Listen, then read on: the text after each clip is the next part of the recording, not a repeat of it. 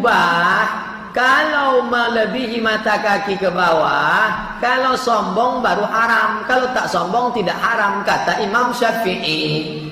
Kalau sombong haram, kalau tak sombong tak haram, kata Imam Nawawi dalam kitab Riyadhus Shalihin. Kalau sombong haram, kalau tak sombong tak haram, kata Imam Nawawi dalam kitab Al-Minhaj Syarah Sahih Muslim Ibnu Hajjaj. Kalau sombong haram, kalau tak sombong tidak apa-apa, kata Imam Syaukani dalam Nailul Awtar. Kalau sombong haram, kalau tak sombong tak apa-apa, kata Imam Sun'ani dalam Subulus Salam. Kalau sombong haram, kalau tak sombong tak apa-apa, kata Imam Syekh Yusuf Al-Qardawi dalam kitab Kaifa Nata'amal Ma'as Sunnah.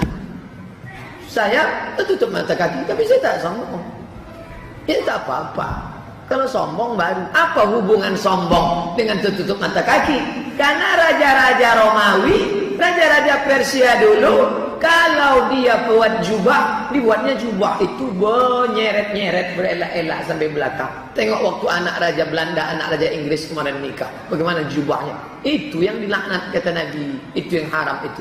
Adapun panjang tapi tak sombongnya tak apa-apa. Tentang masalah jenggot sunat.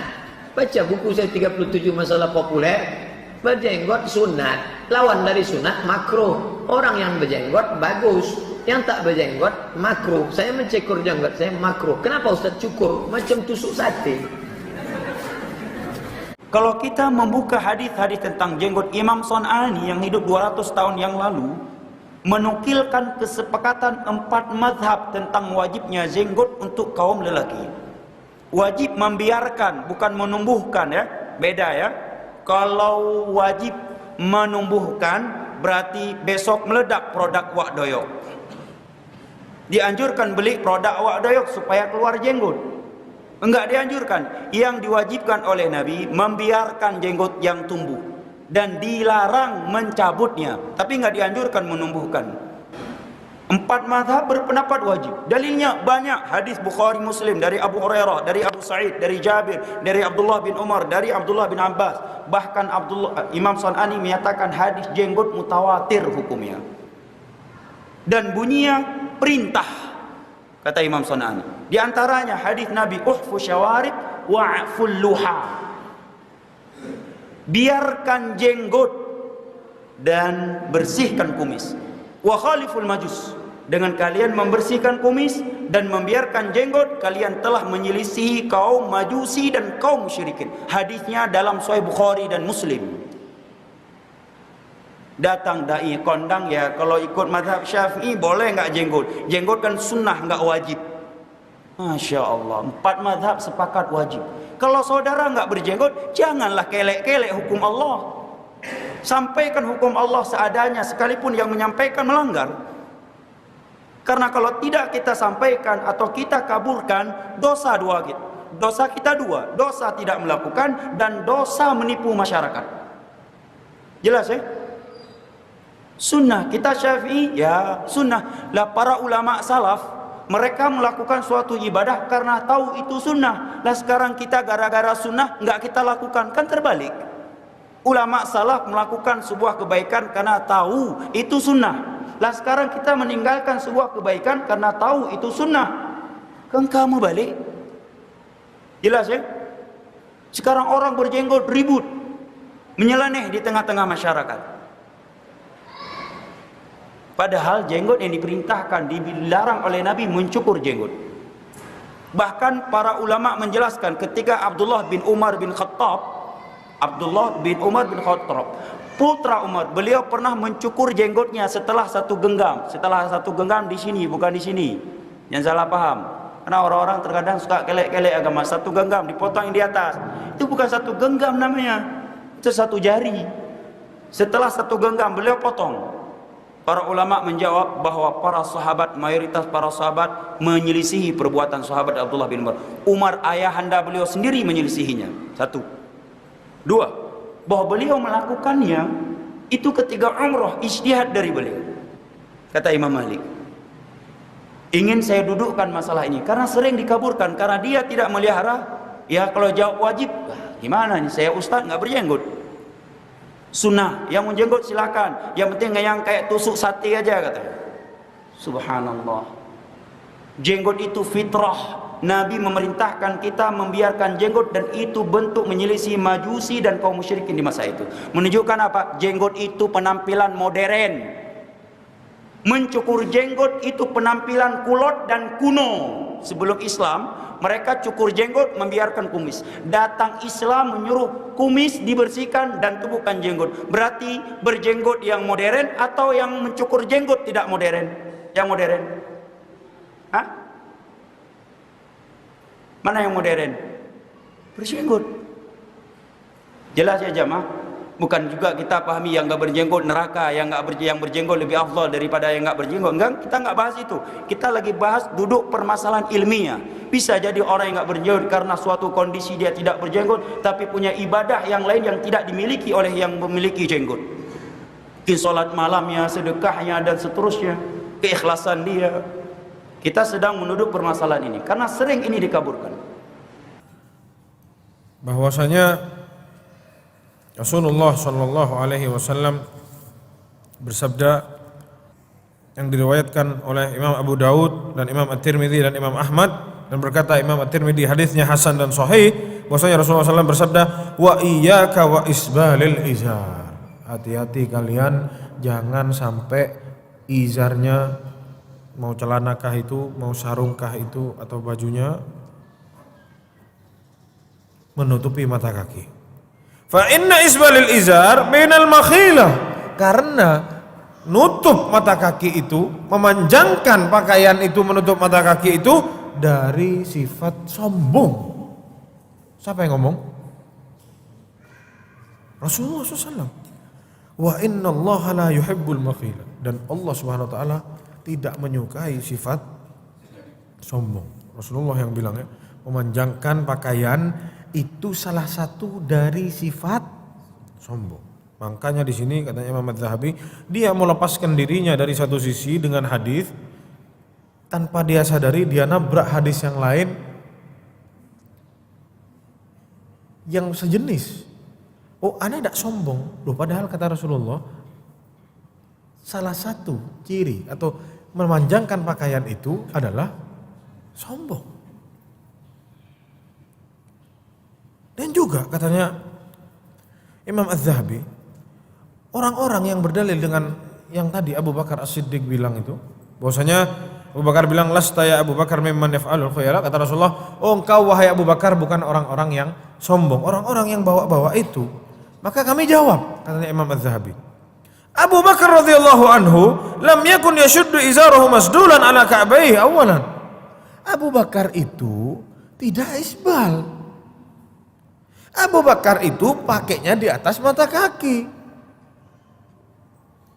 Bahkan yashudduhu fawqal ka'ab. Bahkan sama Abu Bakar itu dipakainya itu selalu di atas mata kaki pakaiannya. Thumma fima ba'da yastarhi. Lalu di satu saat melorot.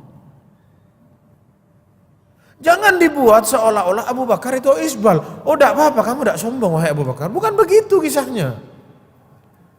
Abu Bakar itu tidak isbal. Ini katanya Imam Zahabi. Kalau mau lihat kisahnya itu, lihat kisahnya, jangan dipotong-potong. Abu Bakar itu bukan seseorang yang isbal.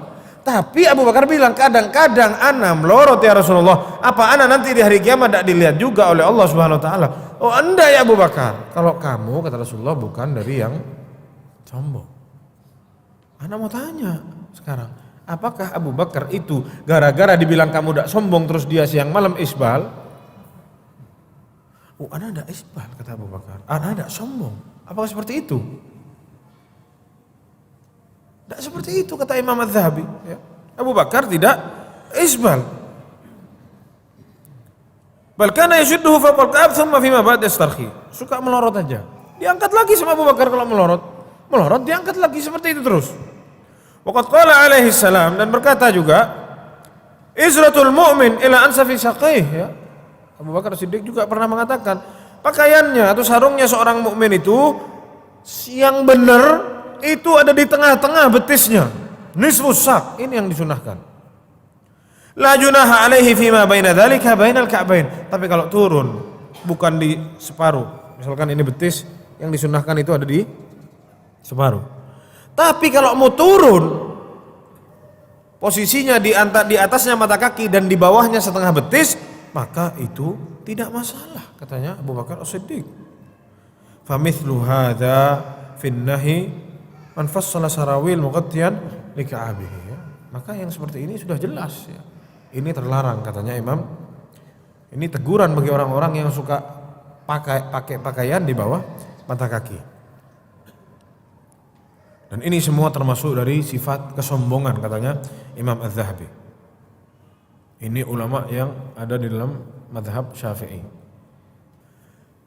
Orang yang mengatakan itu tidak apa-apa, bukan berarti orang itu terus isbal. Faham ya, Mak? Buat anak itu tidak apa-apa. Belum, bukan berarti dia itu isbal, belum. Isbal itu tetap disunnahkan hukumnya. Ya, sunnah itu. Rasulullah SAW pakaiannya tidak isbal. Kalau kita mengajarkan orang, ngasih tahu, kita ngasih tahu apa? Ngasih tahu sunnah. Ini yang benar, ini yang sunnah. Bukan, oh kamu tidak apa-apa, bukan. Kasih tahu sunnah dong. Minimal seperti itu. Jangan kita menyudutkan, oh mengharamkan. Oh, ini kan khilaf, kamu kok mengharamkan? Loh, banyak ulama yang mengharamkan kok. Tarik garisnya, ditarik, diperjelas. Ini sunnah atau bukan? Kita duduk di masjid ini mau belajar apa? Mau belajar sunnah. Bukan mau belajar mubah, bukan. Kita mau belajar sunnah. Kita mau niru sunnahnya Rasulullah SAW dan para sahabat. Gimana ceritanya Umar bin Khattab? Sudah sekarat, lihat ada orang bajunya nyeret, ditegur sama dia, ya hulam, wahai anak muda, angkat sarungnya. Sudah mau mati, sudah sekarat, tidak bisa apa-apa. Ngelihat hal demikian ditegur sama beliau, radhiyallahu anhu. Terus ada orang-orang yang tidak terima kalau dibilang ini haram. Yang ngomong bukan kita. Yang ngomong ini bukan kita. Kita cuma sampaikan. Sebagaimana kita sampaikan barusan. Ini adalah salah satu amanat ilmu. Sampaikan. Memang betul khilaf di kalangan para ulama. Cuma anda mau tanya. Yang sunnah yang mana? Yang isbal atau yang tidak isbal? Sudah itu aja. Selesai sudah. Tidak usah repot panjang lebar kita. Ribut masalah ini. Nah khilaf. Antum mau isbal. Tidak mau terima. Tidak usah salahin kita. Bagi kita itu haram. Hadis yang kita sampaikan bahwasanya hadis yang pertama adalah barang siapa yang menjulurkan pakaiannya dengan kesombongan, Allah Subhanahu wa taala tidak akan melihatnya kelak di hari kiamat. Ini hukumnya umum bagi seluruh pakaian bagi laki-laki, mau itu pakaian gamis, celana, sarung dan yang sejenisnya. Dan juga disebutkan di sini waqad al-Bukhari min tariq Syu'bah. Imam Bukhari pernah meriwayatkan dari jalannya Syu'bah, qala laqitu Muharib bin Ditharin ala farasin. Aku bertemu dengan Muharib bin Dithar ala farasin. Muharib bin Dithar lagi naik kuda. Fasa'altuhu an hadzal hadis. Lalu aku bertanya tentang hadis ini, hadis yang barusan kita baca. Faqultu li Muharib. Lalu aku berkata kepada Muharib, adzakara izarahu? Apakah Rasulullah ngomong sarung juga? Ya. Karena Rasulullah bilang baju kan. Terus dia tanya, kalau sarung gimana? Ma khassa izaran wala qamisan. Ini hadisnya umum, kata Muharib, ndak sarung ndak baju sama semua kena dalam hadis ini.